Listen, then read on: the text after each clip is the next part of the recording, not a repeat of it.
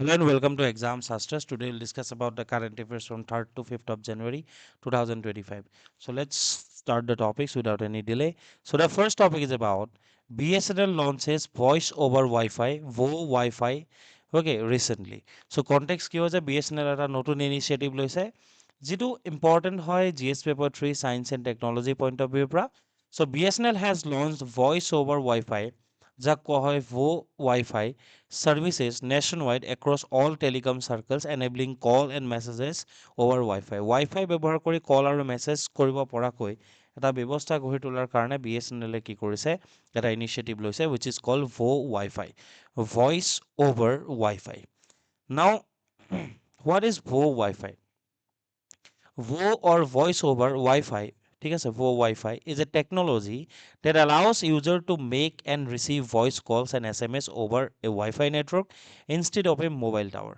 So normally কি হয় আমাৰ মোবাইল টাৱাৰ এটা থাকে য'ৰ পৰা আমি সিগনেল পাওঁ এণ্ড আমি চিম ইউজ কৰি পেলাই কি কৰোঁ আমি লাইক আমি ভইচ কল আৰু মেছেজেছ আমি কৰিব পাৰোঁ SMS কিন্তু ইয়াতে কি হ'ব তোমাৰ মোবাইল টাৱাৰৰ কথা নাথাকে ইয়াতে অভাৰ ৱাইফাই নেটৱৰ্ক এটা ইউজ কৰি আমি ভইচ কল আৰু SMS আমি ৰিচিভ কৰিব পাৰিম বা আমি কল কৰিব পাৰিম যিটো কোৱা হয় ভইচ অভাৰ ৱাইফাই চ' এইটো টেকন'লজি হয় যিটোৱে তোমাৰ call voice calls and SMS receive কৰা বা কৰাৰ ক্ষেত্ৰত ঠিক আছে এইটো এটা সুবিধা প্ৰদান কৰিব it works using IMS okay that is called IP multimedia subsystem and uses the same mobile number and phone dialer without any third party app কোনো ধৰণৰ থাৰ্ড পাৰ্টি এপ নালাগে যিখন আমাৰ চিম আছে ছাপ'জ BSNLৰ চিমখন থাকিব ফোনটো থাকিব সেই চিমৰ যোনটো নাম্বাৰ সেইটো দি আমি ডিৰেক্টলি কি কৰিব পাৰিম কল কৰিব পাৰিম চ' যাক যিটোৱে কোনটো টেকন'লজি ইউজ কৰি আছে কোনটো টেকন'লজি ইউজ কৰিব IMS IP মাল্টিমিডিয়া ছাবছিষ্টেম বুলি কোৱা হয় চ' কোনো ধৰণৰ থাৰ্ড পাৰ্টি এপ নালাগে হাউ ভো ৱাইফাই ৱৰ্কছ কেনেকৈ ভো ৱাইফাই কাম কৰিব প্ৰথম কথা phone connects to wifi the smartphone uses an available home office or public wifi network ঠিক আছে কি কৰিব ঘৰৰ ৱাইফাই হওক অফিচৰ ৱাইফাই হওক বা পাব্লিক ৱাইফাই নেটৱৰ্ক এটা ইউজ কৰিব to connect the telecom network সেই ৱাইফাই থ্ৰুদি টেলিকম নেটৱৰ্কটো কানেক্ট কৰা যাব ইনষ্টেড অফ ৰিলাইং অন এ নিয়াৰ বাই মোবাইল টাৱাৰৰ কথা নাই যদি ক'ৰবাত ৱাইফাই আছে নৰ্মেলিটো ৱাইফাইৰ পৰা কল কৰিব পাৰি কিন্তু খুব ৰেয়াৰ এটা মানে পচিবিলিটি থাকে কিন্তু ইয়াতে কি হ'ব যদিহে কেনেবাকৈ এটা ৱাইফাই নেটৱৰ্ক আছে সেই ৱাইফাই নেটৱৰ্কটো ওচৰত থাকিলে কি কৰিব পাৰিম আমি ডিৰেক্ট কল কৰিব পাৰিম যেনেকৈ আমি ভইচ কল কৰোঁ Secure login using SIM. The user is authenticated through the SIM card. তো এনেকুৱা নহয় চিম কাৰ্ড নলগালেও হৈ যাব চিম কাৰ্ডখন লগাব লাগিব অথেণ্টিকেট কৰাৰ কাৰণে ঠিক আছে এইটো চিকিউৰ লগইনটো কৰিবৰ কাৰণে অথেণ্টিকেট কৰিবৰ বাবে চিম কাৰ্ডখন ইউজ হ'ব থাৰ্ড হৈ গ'ল call routed via internet voice is converted into digital data package and transmitted over the internet allowing calls even where mobile signal cannot reach য'ত মোবাইল টাৱাৰ নাই য'ত মোবাইল ছিগনেল নাই ঠিক আছে তাতো কি কৰিব পৰা যাব কল কৰাৰ সুবিধা আমি পাম বা কল কৰাৰ সুবিধা পোৱা যাব seamless switching when WiFi becomes weak or unavailable য'ত ৱাইফাই নাথাকিব দ্য কল অট'মেটিকেলি ছেভছ টু দ্য মোবাইল নেটৱৰ্ক যিটো আমি ভল্ট বুলি কওঁ ঠিক আছে চ' এই যিটো তোমাৰ ছাপ'জ ক'ৰবাত ৱাইফাই নাই ছিগনেল কমি আছে অট'মেটিকেলি তোমাৰ যোনটো মোবাইল নেটৱৰ্ক আছে সেইটোত শ্বিফ্ট হৈ যাব উইদাউট ইণ্টাৰেপশ্যন অৰ কল ড্ৰপ নৰ্মেলি ৱাইফাই যদি নাথাকে আমি যদি কল কৰোঁ বা যদি উইক হয় তেতিয়া কি হয় ভইচটো আমাৰ ভালকৈ নাহে তো ইয়াত কি হ'ব সেইটো আকৌ তুমি চেঞ্জ কৰিব নালাগে অট'মেটিকেলি মোবাইল নেটৱৰ্কত ছুইচ হৈ যাব চ' এইটো খুব ভাল চিমলেছ ছুইচিং এটা হ'ব BSNL এটা ৰিভলিউচনেৰী ষ্টেপ লৈছে কি ফিচাৰ্ছ মই অলৰেডি ক'লোঁ IMS বেছড ছাৰ্ভিচ হয় IMS মানে IP মাল্টিমিডিয়া ছাবছিষ্টেম কিহৰ কাৰণে ইউজ কৰা যাব to manage calls enabling smooth handover between wifi and cellular network সেই যে মই ক'লোঁ ৱাইফাই লাগি আছে ছাপ'জ ষ্ট্ৰেণ্ডটো কম হয় তো লগে লগে মোবাইল নেটৱৰ্কত কি হৈ যাব এইটো ছুইচ হৈ যাব next existing mobile number and dialer user make and receive calls using their regular phone number and default dialer without installing any additional app ঠিক আছে যোনটো আমাৰ ফোনৰ এপ থাকে সেই যোনটো এপ থাকিব ঠিক আছে সেইটো ইউজ কৰিয়ে বা তোমাৰ যোনটো নাম্বাৰ থাকিব সেই নাম্বাৰটো দিয়ে ৰেগুলাৰ ফোন নাম্বাৰটো দিয়ে আমি কি কৰিব পাৰিম কলছবোৰ কৰিব পাৰিম বা ৰিচিভ কৰিব পাৰিম no' additional charges WiFi calls are treated like normal voice calls and are provided free of extra cost to subscribers. Indoor and low signal support ensure reliable connectivity in basements, offices, high-rise buildings, and remote areas with with poor mobile coverage ঠিক আছে তো indoor এৰিয়াজত normally কম পায় বা তোমাৰ remote এৰিয়াজত কম পায় ন তো সেই ক্ষেত্ৰতো কি কৰিব এটা ছাপৰ্ট দিব wide smartphone compatibility supported on most modern VoWo Wi-Fi enabled smartphones requiring only a setting toggle এটা setting change কৰি দিলে কি হ'ব তোমাৰ মোবাইলটো compatible হৈ যাব ঠিক আছে benefits reliable calling without mobile signal enabling uninterrupted communication in signal dark zones particularly useful in rural and indoor environments ঠিক আছে সেনেকুৱা ধৰণৰ দুটা এনভাইৰনমেণ্টত খুব ভাল কাম দিব better call quality provides clear and more stable voice calls compared to weak or fluctuating cellular networks. Enhance security, ঠিক আছে, maintain strong protection using SIM based encryption and authentication similar to vault services. ঠিক আছে, normally vault services যেনেকুৱা হয় আমাক SIM লাগিব, authentication থাকিব, এনেকুৱা নহয় যে যোনে যোনে ইউজ কৰিব পাৰিব, মিছইউজ কৰিব পাৰিব, নোৱাৰিব।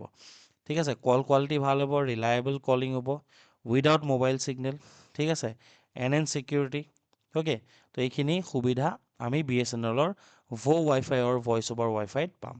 Second topic is about thorium push for India's nuclear program, which is important from actually GS paper 3 international I'm so sorry তোমাৰ সায়েন্স এণ্ড টেকনলজিৰ পৰাহে আমাৰ কাৰণে ইম্পৰ্টেণ্ট হয় এইটো টাইপিং এৰৰ এটা হ'ল ইয়াতে ঠিক আছে আৰু ছেকেণ্ড কথা টাইপিং এৰৰ নহয় মানে দুটাই আহিব একচুৱেলি ইণ্টাৰনেশ্যনেল ৰিলেশ্যনৰ পইণ্ট অফ ভিউৰ পৰা ইম্পৰ্টেণ্ট হ'ব GS3ৰ পৰাও আমাৰ কাৰণে ইম্পৰ্টেণ্ট হ'ব কাৰণ ইয়াতে নিউজটো যোনটো আহিছে সেইটো ইণ্ডিয়া US ৰিলেটেড আহিছে ঠিক আছে কিন্তু যিটো টপিক আছে যিখিনি কোৰ ছাবজেক্ট আছে সেইটো actually science and technology point of ভিউৰ পৰা ইম্পৰ্টেণ্ট হয় এনিৱেজ দুইখন পেপাৰৰ কাৰণে important NTPC is said to partner US based clean core thorium energy CCTE বুলি এটা অৰ্গেনাইজেশ্যন আছে CCTV ন এইটো CCTE এনেকৈ মনত ৰাখিবা to advance thorium based nuclear fuel for India's reactors ইণ্ডিয়াত যিমান নিউক্লিয়াৰ ৰিয়েক্টৰ আছে সেই ক্ষেত্ৰত নিউক্লিয়াৰ ৰিয়েক্টৰ এটা কেনেকৈ চলিব এনাৰ্জি লাগিব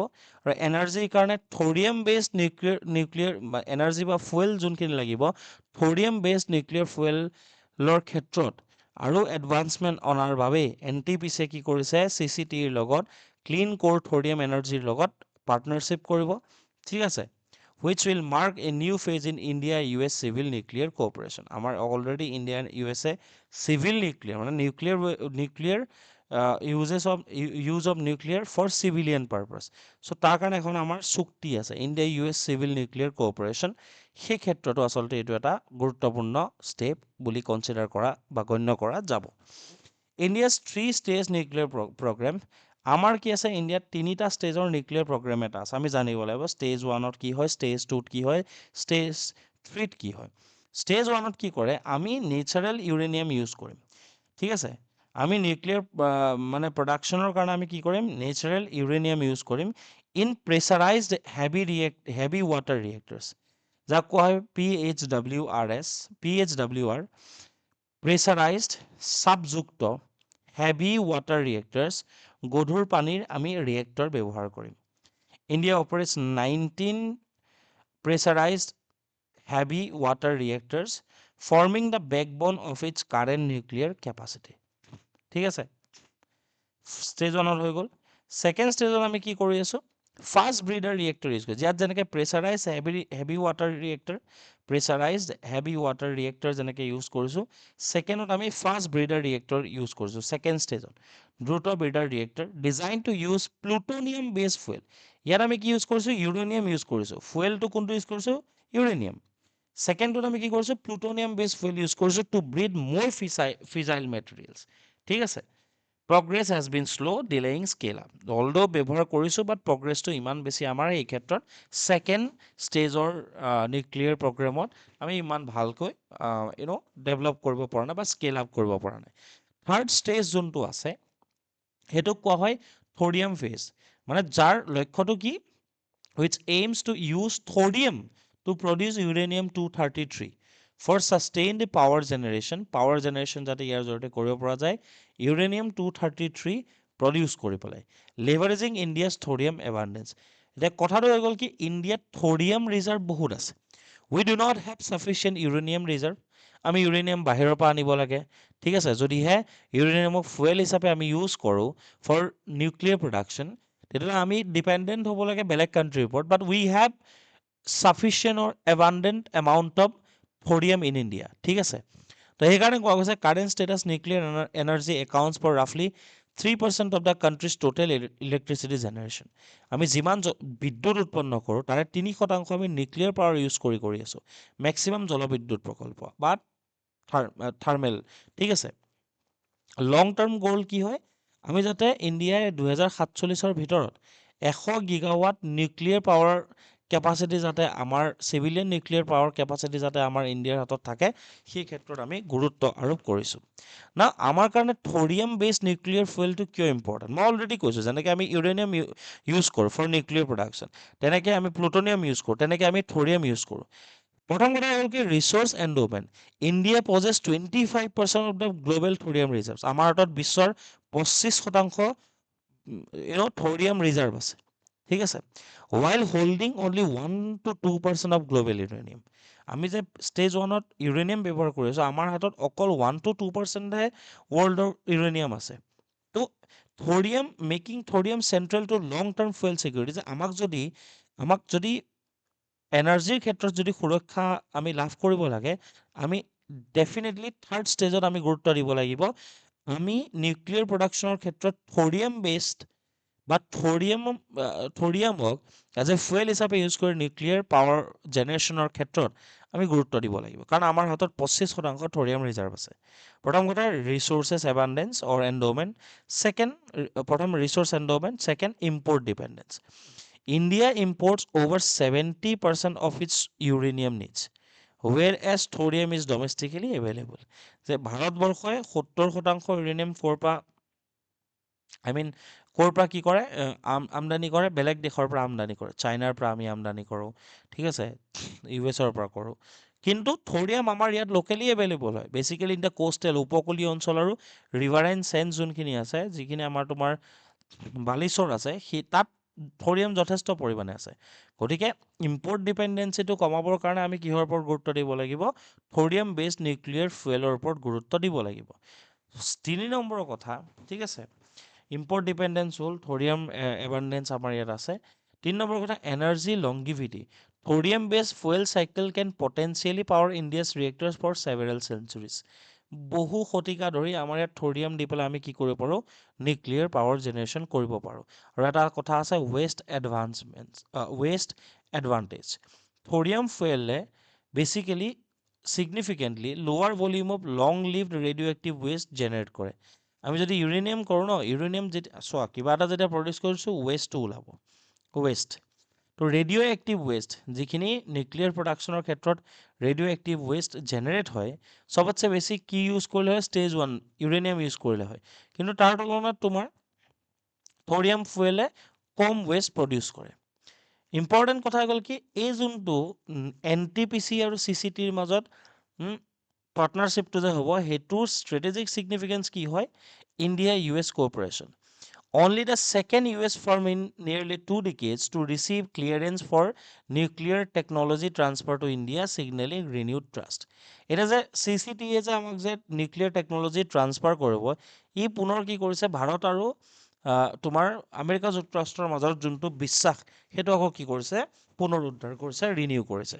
প্ৰাইভেট ছেক্টৰ এণ্ট্ৰি, ইয়াত আমি যদি দেখোঁ NTPC আৰু ইফালে CCT, দুইটা, এটাটো ছেমি গভৰ্ণমেণ্ট আৰু এটা প্ৰাইভেট। তো ইয়াতে এটা আমাৰ এখন এক্ট আছে ইণ্ডিয়াত, ডেট ইজ কল্ড শান্তি এক্ট অফ 2025, য'ত এটা বস্তুক পাৰ্মিশ্যন দিয়ে যে যদিহে নিউক্লিয়াৰ প্ৰডাকশ্যনৰ ক্ষেত্ৰত কোনোবা প্ৰাইভেট অৰ্গেনাইজেশ্যনো আছে, তেওঁলোকৰ পাৰ্টিচিপেশ্যনটোক পাৰ্মিশ্যন দিয়া যাব in nuclear operations and fuel management. তো সেইটো ক্ষেত্ৰত আমি দেখিছোঁ যে it alliance with the Shanti act of 2025। 3 number কথা গ্ল'বেল লিডাৰশ্বিপ, ইণ্ডিয়াই, ঠিক আছে, India can project itself as a front runner in commercial thorium utilisation. 4 number technology leave allows thorium use in existing, তোমাৰ যিটো মই কৈছিলোঁ যে ইয়াতে আছিলে PHWR, that is pressurized heavy water reactor, 19 reactors in operation, avoiding multi-billion-dollar costs and decades needed to build an entirely new reactor fleet. ঠিক আছে, তো এইটো ইম্পৰ্টেণ্ট আছিলে. The next topic is about central excise act of 2025. ঠিক আছে, the central excise amendment act, central excise amendment act যিখন সংশোধনী আইন আনিছে 2025ত এক্সাইজক লৈ পেলাই, বেচিকেলি অন টবেকো প্ৰডাক্টছ. ঠিক আছে, ধঁপাত জাতীয় যিমানবোৰ প্ৰডাক্ট আছে সেই ক্ষেত্ৰত কিছুমান টেক্স চেঞ্জেছ কৰা গৈছে, আৰু চেণ্ট্ৰেল এক্সাইজ যোনখন এক্ট আছিলে সেইখন এমেণ্ড কৰা গৈছে 2025ত. The move ends the G S T compensation cess. G S T compensation cess কি হয় আমি ডিছকাছ কৰিম. Let's talk about the central excise amendment act of 2025. এই যোনখন আইন সংশোধনী আইন অনা গৈছে এইখনে 1944 চনৰ চেণ্ট্ৰেল এক্সাইজ এক্টখন 1944ৰ দ্য চেণ্ট্ৰেল এক্সাইজ এক্ট যোনখন আছিলে সেইখনক ৰিভাইজ কৰিছে, বেচিকেলি কি এমেণ্ড কৰিছে to revise excise duties on tobacco and tobacco related products which remain outside the full G S T framework.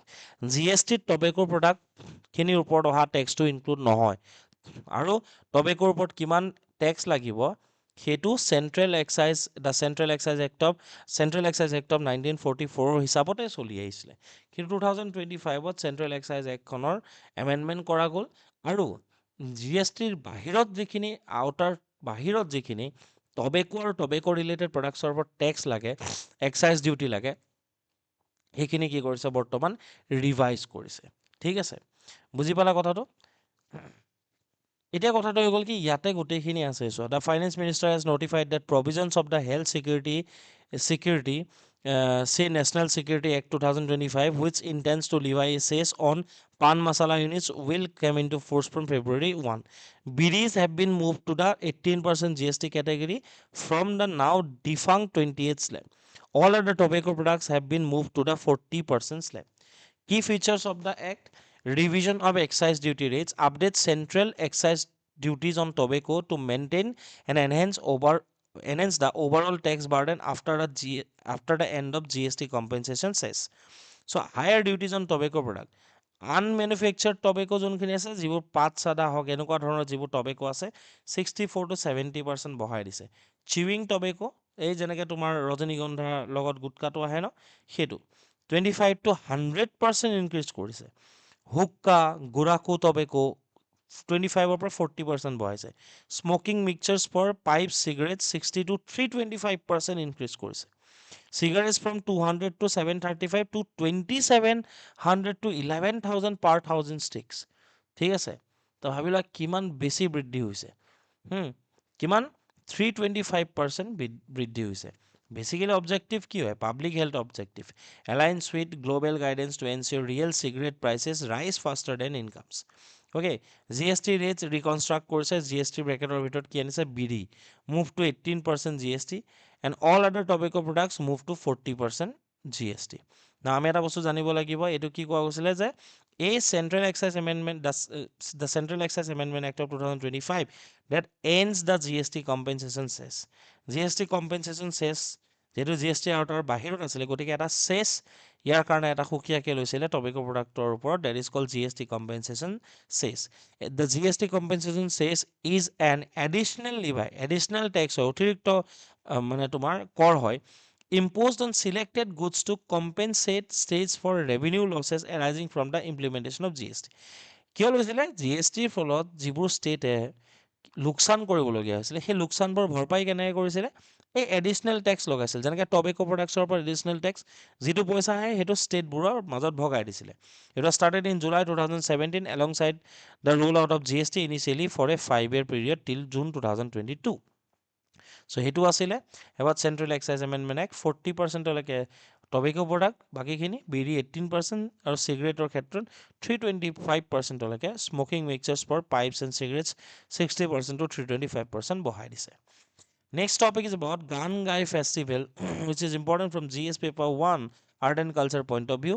Gangai Festival, it's an annual festival of the Kaibui, that means Rongmei community or Kaibui community, that recently began in Manipur.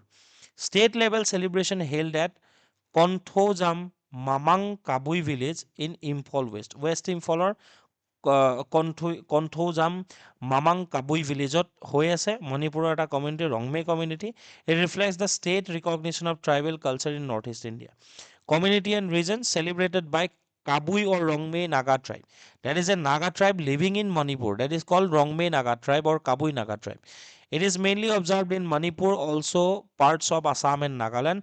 Assam আৰু নাগালেণ্ডৰো কিছু নগা মানুহে যিখিনি ৰংমে নগা আছে তেওঁলোকেও celebrate কৰে, mainly মণিপুৰত কৰে। It's an integral to the socio-cultural life of the Kabui community or Rongmei community. Nature of the festival কি হয়, এইটো post harvest হয়, ঠিক আছে।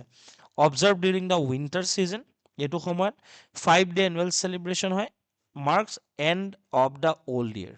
তেওঁলোকৰ মতে এতিয়া কি হৈছে, পুৰণা বছৰটো শেষ হ'ল, নতুন বছৰটো আৰম্ভ হৈছে, একেই কথা, ঠিক আছে।